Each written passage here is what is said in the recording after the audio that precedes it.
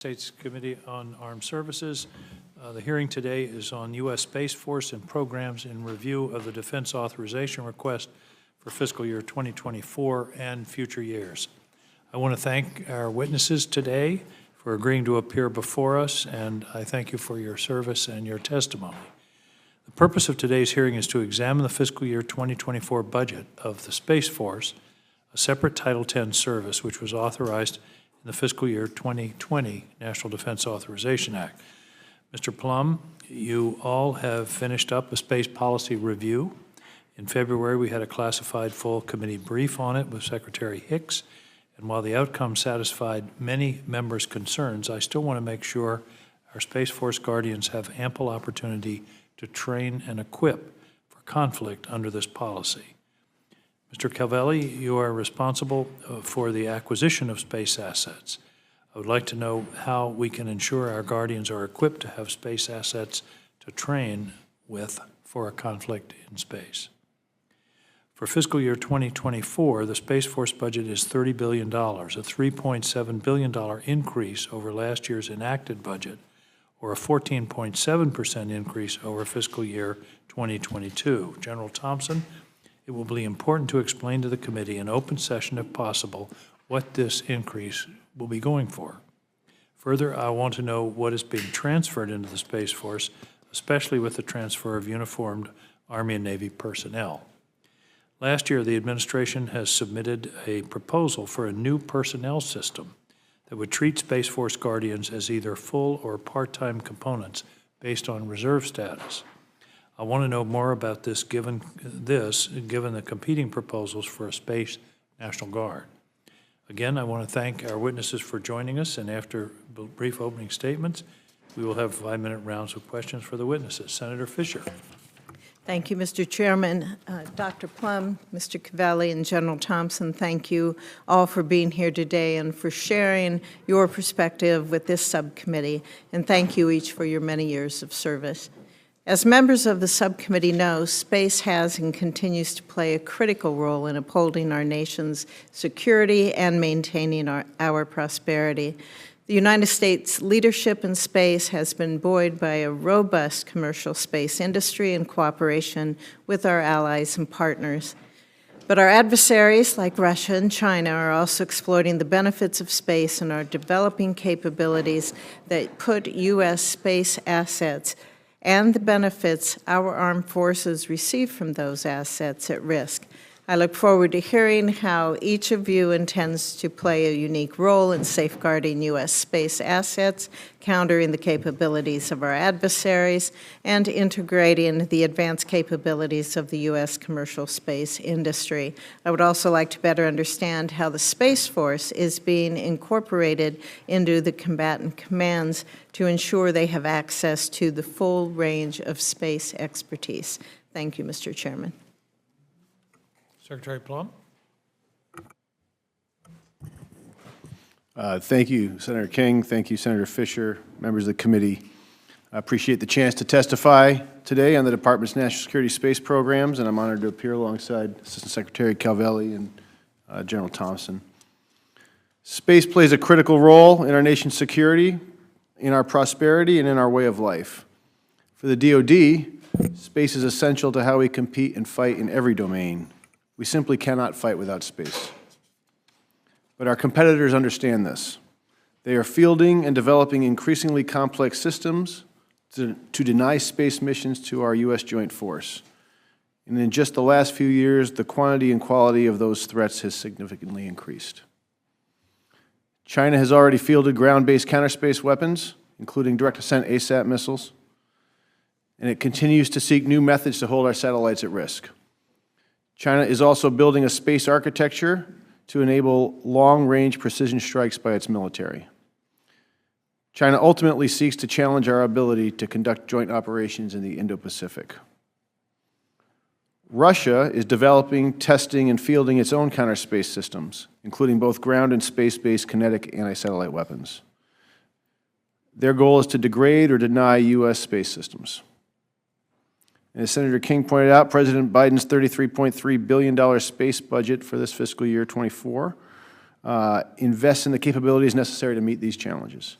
and it is roughly 15% over the fiscal year 23 investments.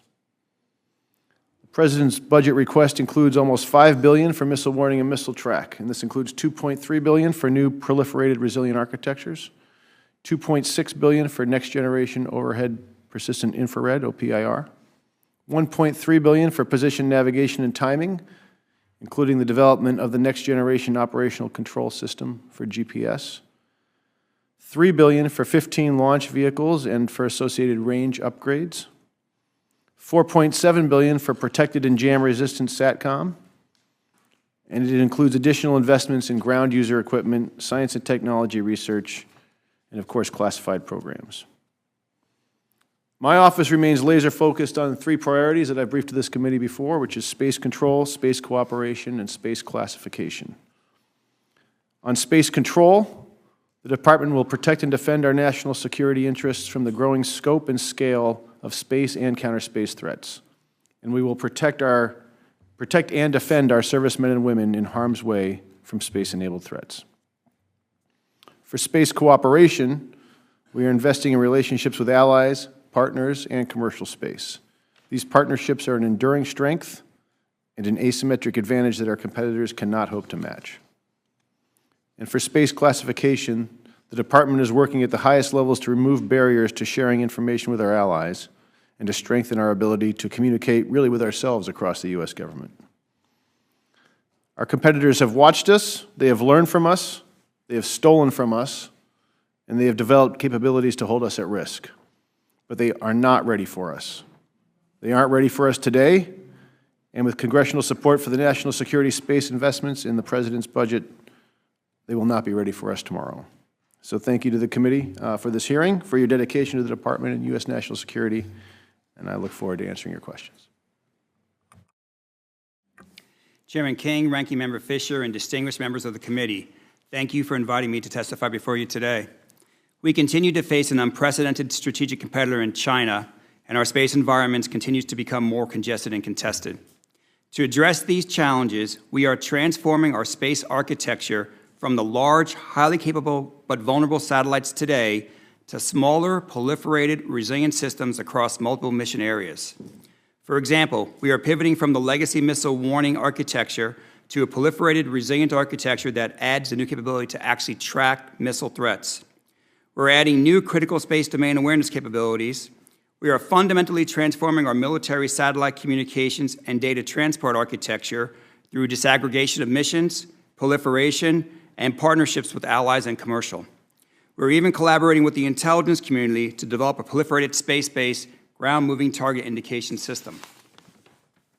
As we transition to this architecture, we continue to deliver new critical capabilities to our warfighters. Over the last year and a half, the Space Systems Command delivered 2 new geosynchronous space situational awareness satellites, a new space-based infrared missile warning satellite, and a new GPS-3 satellite. The Space Rapid Capabilities Office delivered their first set of missions to orbit this past January, and in March, the Space Development Agency delivered their first 10 satellites to orbit in less than 3 years from contract award to launch.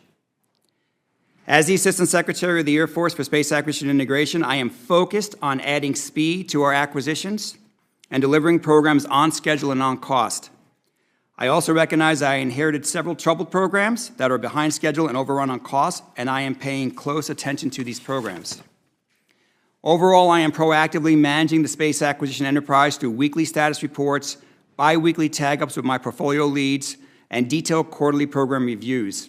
These reviews enable me to ensure all our programs remain focused on delivering capabilities to our warfighters on cost and on schedule. In October of 2022, I issued strategic acquisition guidance to the workforce outlining 9 space acquisition tenets.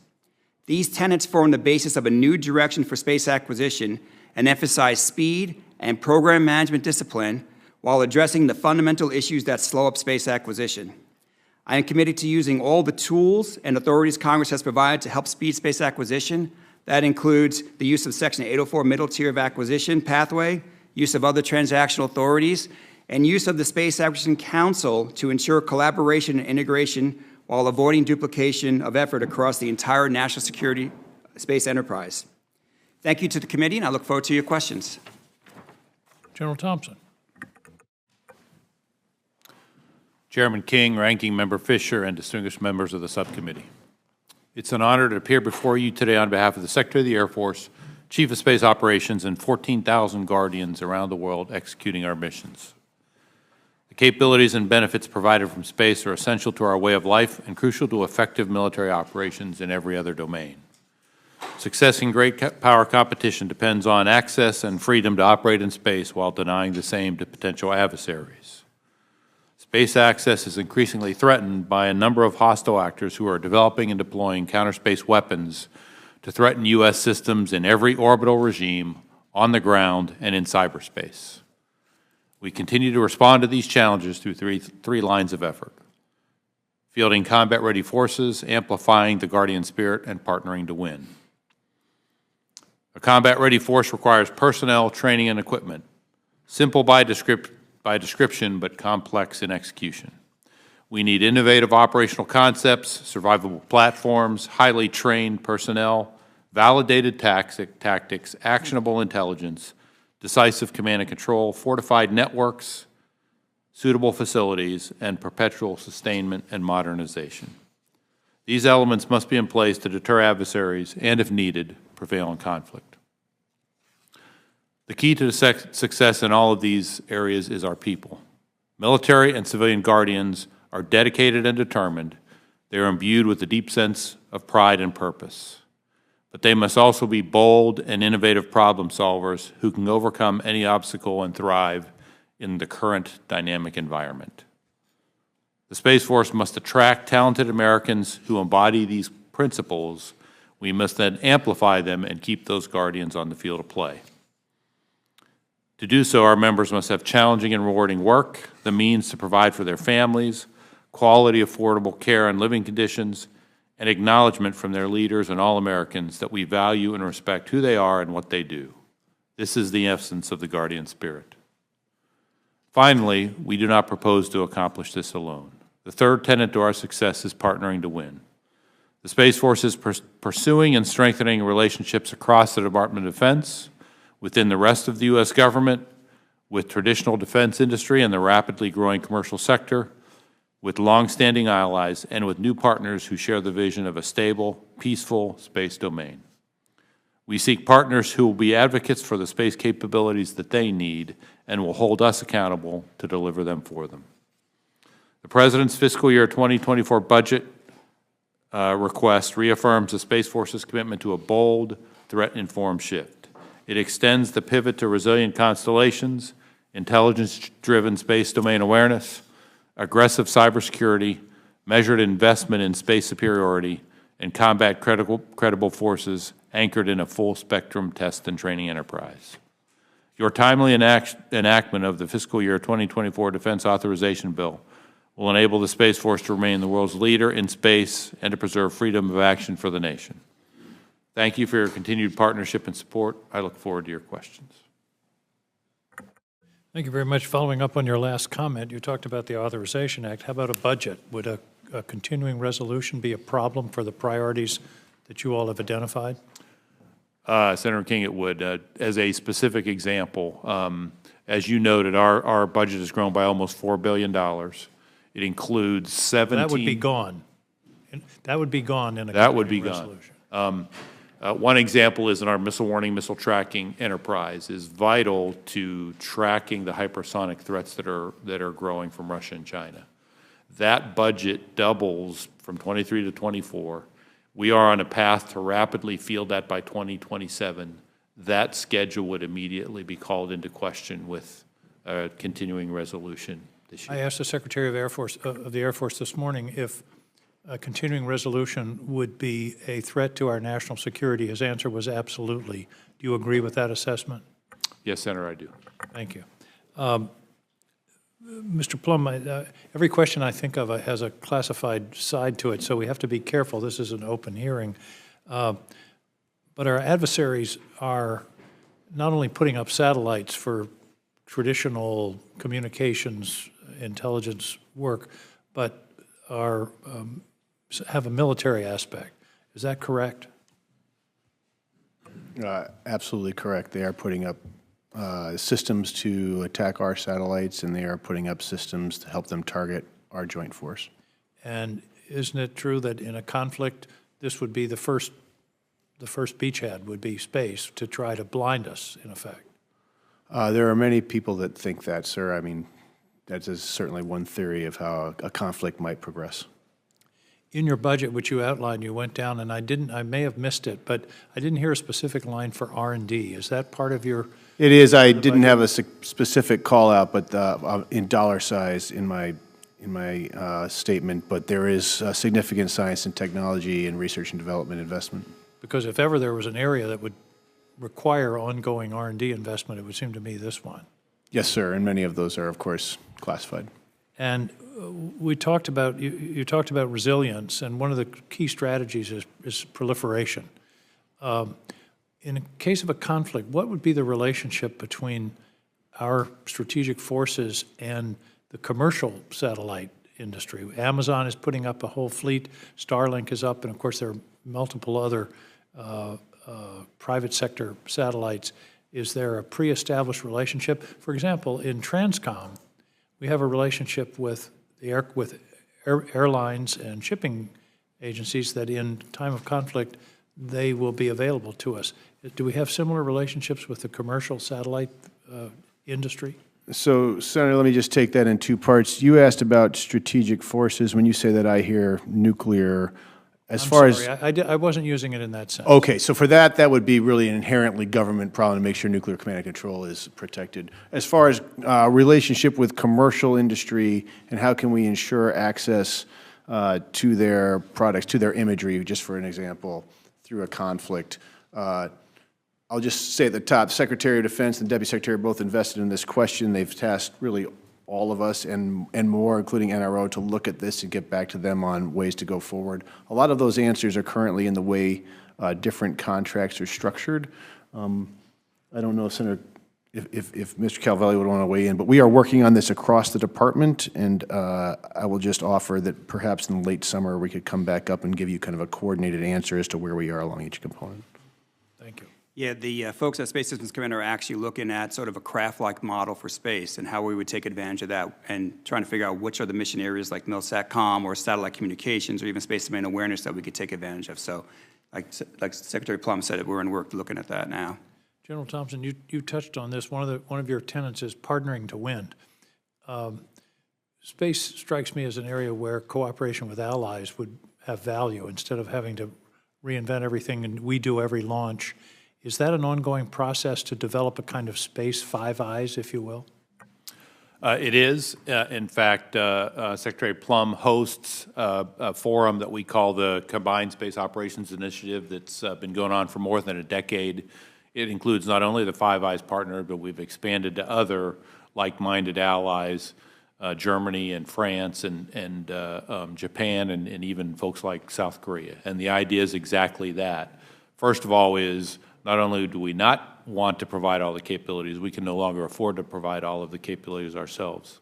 So in the area of combined operations and system acquisition and other things, we work with them consistently and continuously. Senator Fisher. Thank you, Mr. Chairman. Secretary Plum, I appreciated our conversation yesterday about the problem of overclassification, particularly with respect to intelligence derived from space-based programs. I think we have to strike a better balance between keeping our sources and methods protected and also then letting the American people know and understand the true nature and the severity of the threats that we face as a nation. Do you share these concerns? And how can we, if you do, I hope you do, if you do, how do we then more effectively be able to share that information with allies? Thank you, Senator. I do share your concerns. I also know the right answer when told. As far as how to share classified information better, first of all, I deeply appreciate our conversation yesterday on this. And I'll just say here for the record that a lot of the issues we look at when we try to figure out how to do closer space cooperation, even with our closest allies, really comes down to the ability to share some types of classified information. And a lot of classified information is not actually DoD originated, often originates from different parts of the intelligence community. And so we need to be able to collaborate very closely with our partners in the IC to kind of break down these legacy barriers that really are legacy systems, not designed for fighting or for operationally relevant speeds, and find a way to be able to share those portions of those types of classified information that are needed for combined space operations. So we are working on it, but it is hard, and it does require tight collaboration, but I do think that right now is the right time. We've got the right partners in the IC, and we've got good collaboration, I would say, across the board here, and working on it. I would be happy to work with you on that as well. I think the world we live in is going to require speed in being able to share information, not just within our government, but with our allies as well. And Not with 21-year-old National Guards. now Senator King, but with the people that need to know. Correct. With the people that need to know who are with us in the event that we would need to rely on our allies even more. What steps are you taking right now to change that culture of overclassification, or what do you believe should be the first steps? Senator, I've run a series of high-level meetings with Pentagon stakeholders on this. I've been out communicating with both not just Pentagon, government stakeholders on this. I've been communicating with allies within the building, with my partners in the IC, and you know, both here and at the White House on the urgency of this. I'm not the only person carrying this message, and so I think it is gaining steam. I think making sure that we have a way to develop a plan forward and understand that we can't, everything won't be solved at once, but we need to start with some test cases. I think from where I sit, and the General already referenced the Combined Space Operations Initiative that I chair, I think that is the right place to start from where I sit. There can be other bilateral pieces, but to be able to do a multilateral operation would really be, I think, a real testament to our ability to show that we've moved past legacy systems and sharing plans. Thank you. General Thompson, how are Space Force's ongoing efforts to integrate itself with Joint Force progressing? I understand that Space Force is still in the process of establishing some component commands with the combatant commands, and can you provide us with an update on how that process is coming along?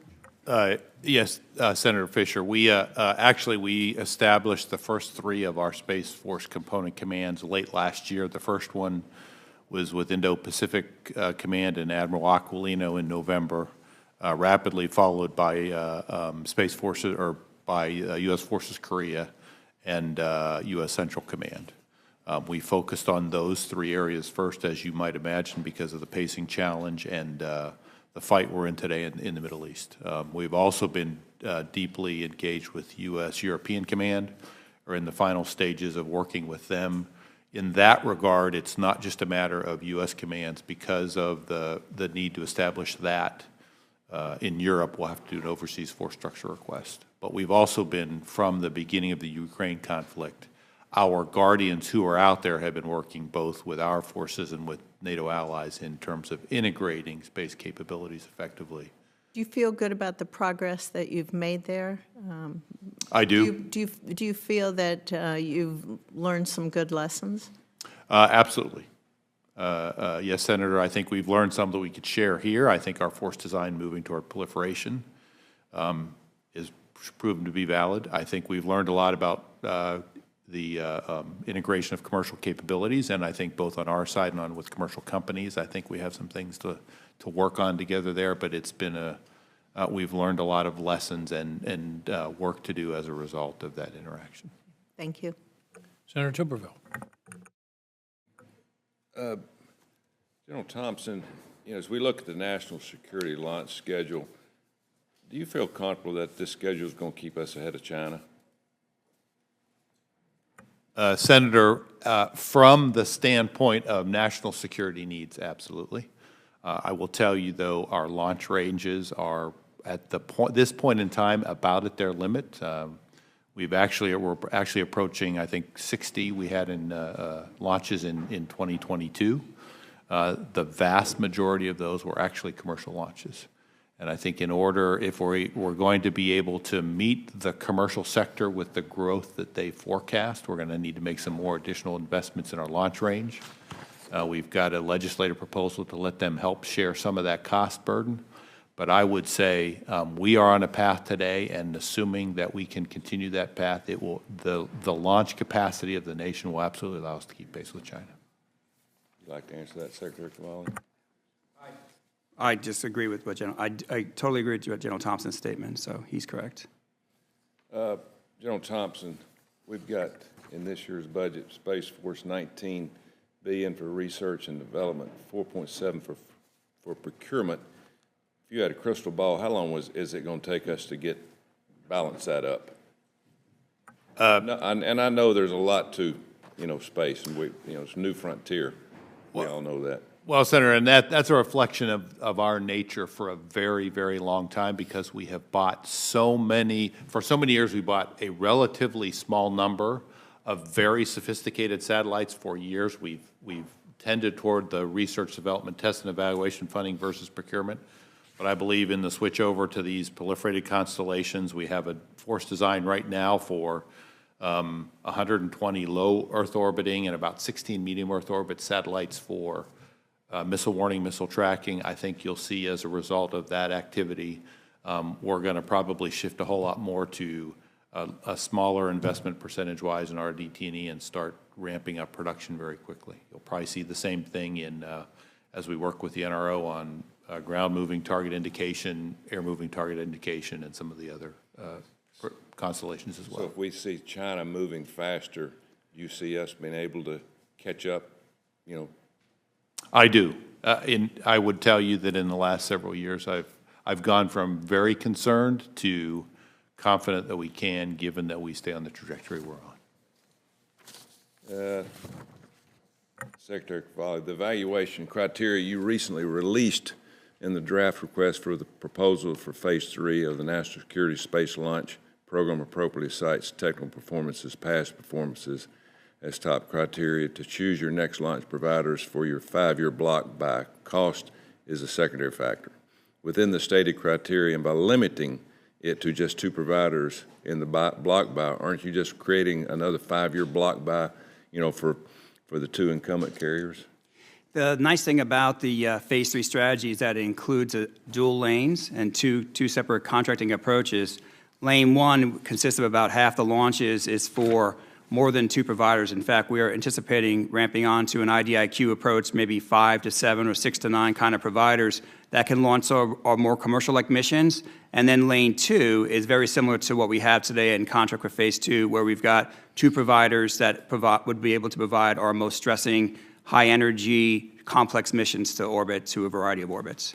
So I'm actually, given that we've got the 2 contract strategies and 2 lanes, I think it opens up for more folks to be able to compete. Thank you. Secretary Plum, U.S. policy is to have at least 2 space launch vehicles to launch DOD and NRO satellites.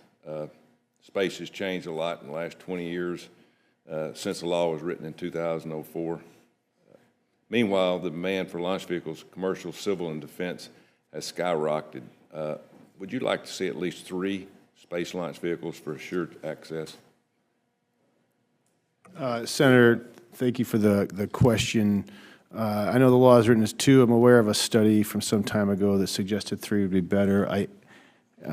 The NSSL is really the purview of my colleagues here, but generally speaking, I do think that getting to the place where you could have more providers to certain orbits, if not all of them, is a good step in the right direction. He's handed it off to you then, Secretary. I really actually enjoyed our conversation this morning. You've given me some things to think about, and I can get back to you on that. Thank you. Thank you, Mr. Chair.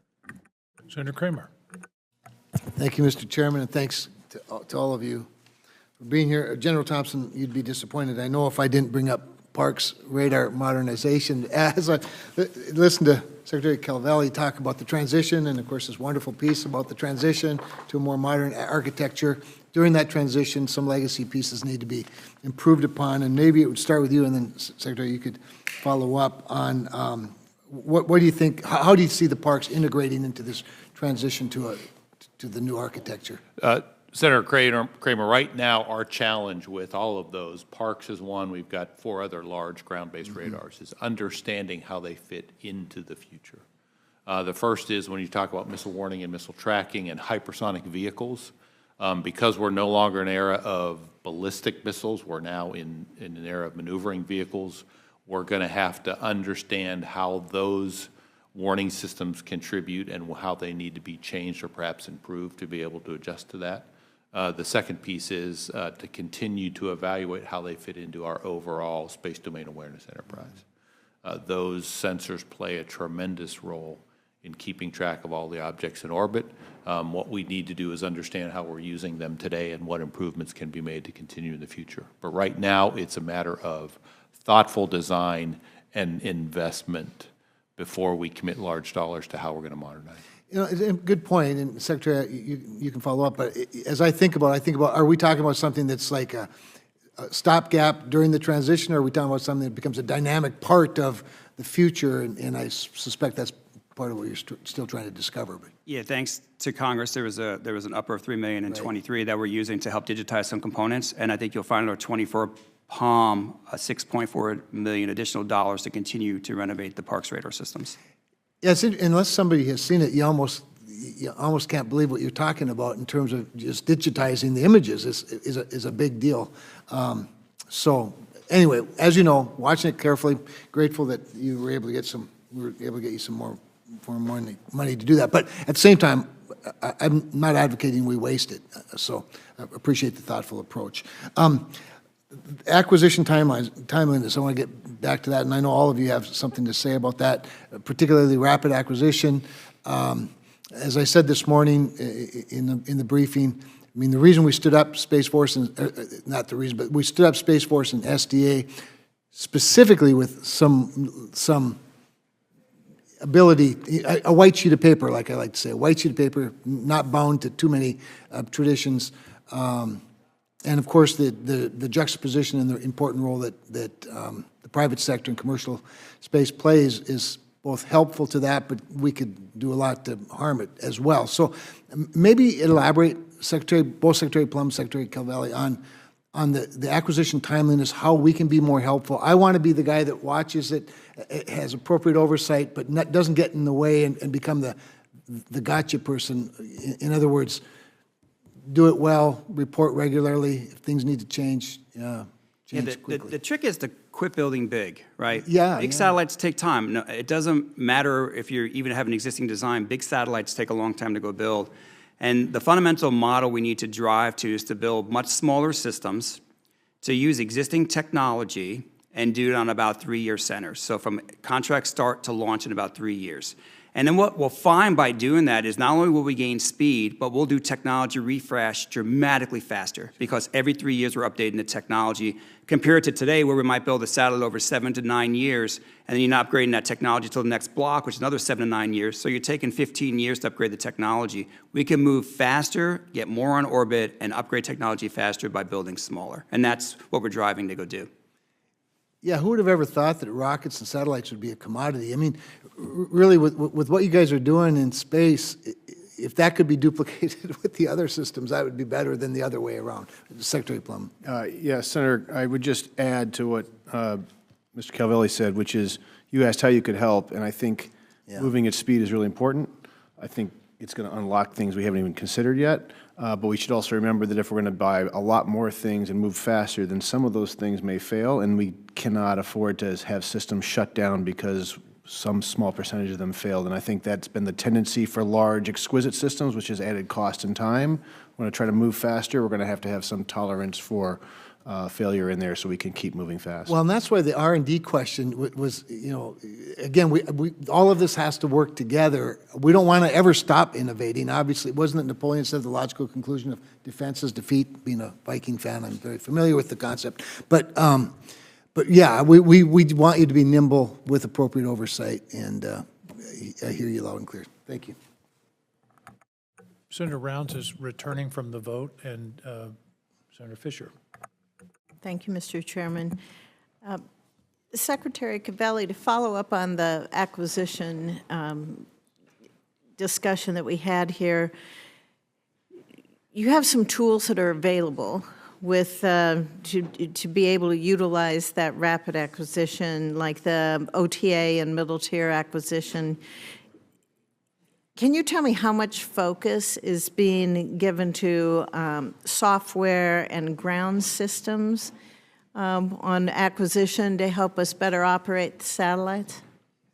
Yeah, nothing slows up an acquisition as much, a new space capability as much as not having ground there before you launch. Oops, I should put that on. So making sure that we have our ground systems, our software systems in place is really critical to speed. And we have a history, unfortunately, of delivering satellites to orbit and not having the ground or the user equipment ready to go. And so when I put out my guidance, one of my key things I put in there was deliver ground before launch. And I think the way we do that is we need to get away from building very large software developments and break things up into more manageable pieces that can be more quickly done. And I think when government tries to build large monolithic software systems, we all tend to struggle with that. You So know, build smaller. The history of the acquisition programs of the Air Force isn't necessarily a good one, you know, with overruns and late. So do you feel confident that that program, if you build smaller ones, it's going to be able to help? I do, and I think also Is that going to be your main focus, or are you looking at other areas as well? for software, I think taking advantage of cloud computing is important, especially commercial clouds. There's a lot of great environments out there from commercial companies, and the intelligence community has done a lot of great work in cloud computing, and the Department of Defense is moving in that direction as well.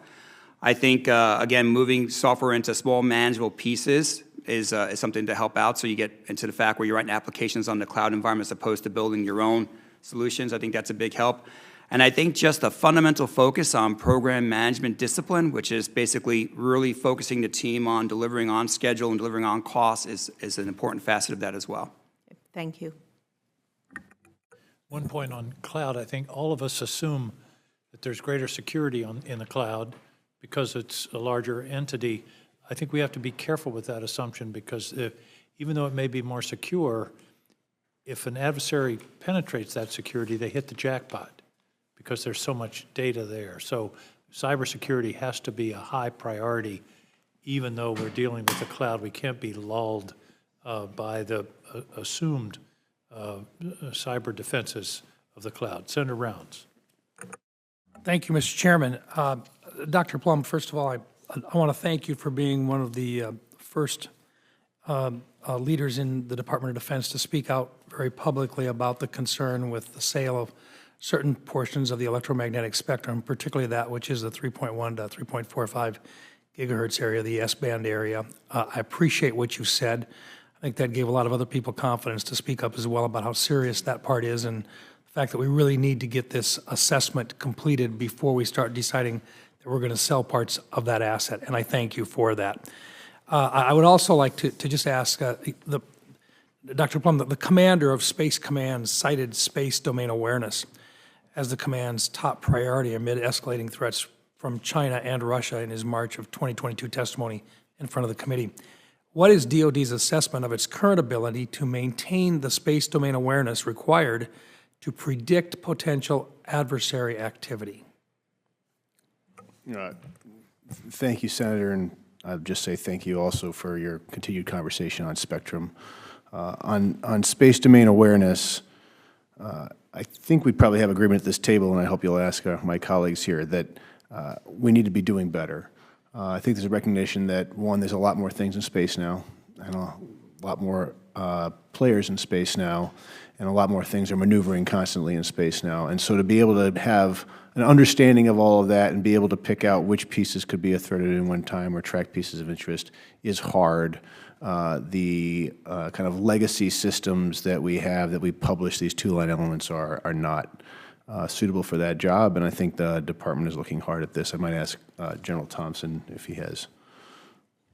Senator, a couple things in that regard. First of all, I will start by saying that nobody does and nobody can do space domain awareness today the way U.S. Space Force and our forces, the U.S. Space Command, do. However, you're right, and the Commander U.S. Space Command is right. It is not good enough for what we need. And so a couple of things we're doing in that regard. First is an increased number of sensors that we are putting in space to get a whole lot more data on what's happening.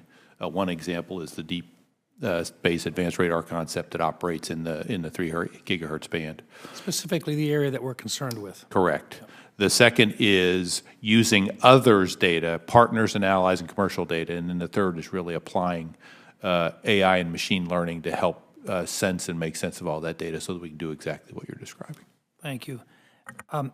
Secretary Cavalli, I really appreciated our conversations earlier today. I'd like to just walk this through a little bit. As I told General Saltzman this morning, I have gone on record many times regarding my concern about the DoD's approach to providing space-based ground-moving target indication capabilities to tactical DoD users following the divestment of the JSTARS platform. And we supported the divestment of that under the assumption that we would have this space capability available.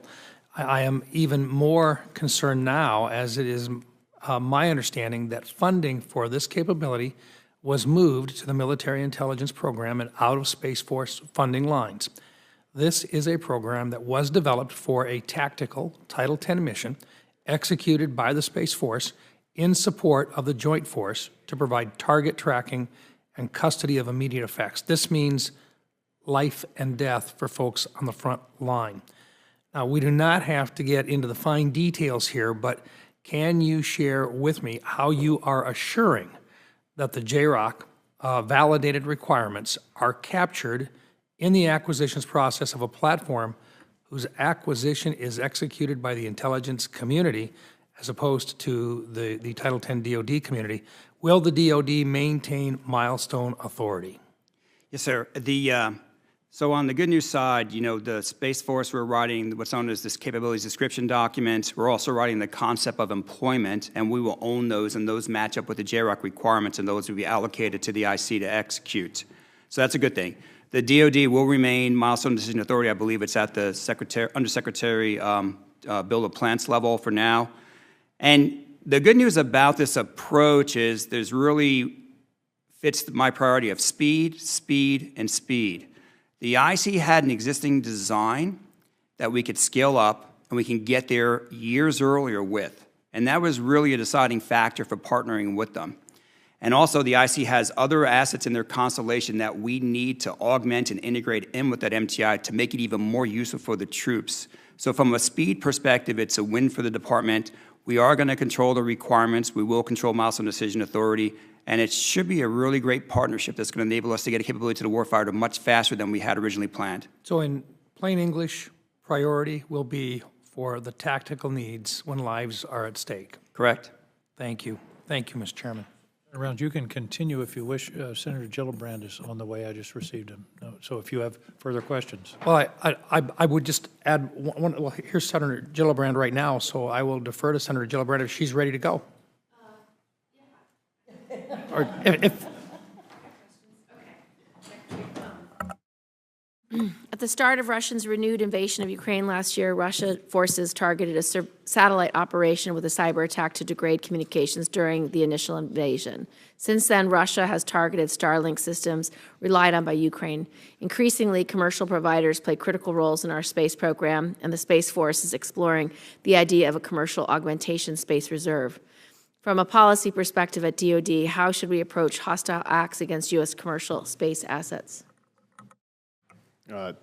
Thank you, Senator. So, first of all, we are looking throughout the department at how to engage and maintain relationships with these commercial partners that we have, and we're trying to develop more of those. And one of the questions we have to be faced with is how can we guarantee access to their products in time of crisis or conflict? And we're looking at a number of ways we could do that and how we might do that. A lot of those pieces are being solved maybe contract by contract. Let me just say one basic thing is being able to share threat information with commercial partners. We have some mechanisms for that, both through the NSA and through other places, to allow us to share at the classified level threat activity so they are aware, and our goal is to make sure that that is actionable. In other words, it's no good to say Russia is interested in coming after Starlink. That doesn't tell Starlink anything useful, and they already know that. So we have specific information that they can take action on. As we look at this across the department, there are efforts underway through the Air Force, through the Space Force, I'm sorry, through the Department of the Air Force, through the Space Force, in policy, at NRO, and I've already offered to some senators, but I'm hoping to come back in late summer an explanation of kind of where we are in all of those lines of effort. It's new, but we're seized with this in the building. The example I used was an international example, but if it happened to a U.S. domestic provider for supplies for troops abroad, let's say in Guam or in Hawaii, do you have the ability to be the point person for those particular contracts with the private sector? I do not have any contract authority. Certainly, Secretary Calvelli has some, but I have no contract authority myself. So I think it's we just had a hearing on this topic about the first 3 months of a cyber conflict with China and how they would attack critical infrastructure around the country, but also supply chains and critical supply chains for the military. One thought that I have is that you should have MOUs in place in advance, that you can, you have an agreement that they will, you not only share cyber intel, but they will work with you in a cyber defense capacity. And something like that with Starlink in advance of the Russian conflict would have meant that you could immediately go in, tell them what's happening, give them guidance, and make sure they can continue to do the work that's necessary for the defeat of Russia. Is that something that the DoD should look at? Madam Senator, I would say we already are, and a lot of it driven by, certainly we have thought about it for years, but Ukraine has definitely amped up the understanding that on both sides as to what that would really look like and the considerations. And I'd tell you the General Counsel of the Department of the Air Force is helping us with the ideas of contractual but other policy implications that they're also working with OSD to sort out. I find in these conversations that the DoD is more comfortable if these things are happening abroad, but that same comfort level needs to be if it's happening domestically. Because if it's your supply chain as warfighters, it's going to be a huge problem. And so being able to be very facile with domestic targets that are being attacked by China, Russia, or Iran, that you need to conduct defense or war fighting, you need to have the same ability to be able to reach out to those private sector participants to say, we need your commitment and we need your first in line commitment in a time of war or in a time of adversarial attacks from a nation state. Do you agree with that? Ma'am, speaking from the standpoint of commercial space companies, absolutely, and that's the conversation we're having with them. I can't speak to the larger supply chain and other elements of it. Secretary Plum? In one of my hats, ma'am, I also do cybersecurity, and these pieces are also, we are working on this very same problem set with the Defense Industrial Base and providers through cyber, and there's a good relationship being built there, because you are correct, we need to be able to move fast, and it's geography independent. Secretary Cavelli? I agree with you, ma'am. The more we could share across the board in terms of these kind of things across the private sector and with the government, the faster we can respond. Thank you. Thank you, Mr. Chairman. I think Senator Gillibrand has a good point that these arrangements should be made in advance, not on the fly in the middle of conflict. MOUs, as she suggests, I commend that suggestion. This completes our hearing. We'll have, how long till questions? 2 weeks. A week? Close the business Thursday afternoon for additional questions, additional statements from the witnesses. Thank you very much, gentlemen, for joining us today and for the work that you're doing on behalf of our country. The hearing is adjourned. Thank you, guys. Thank you.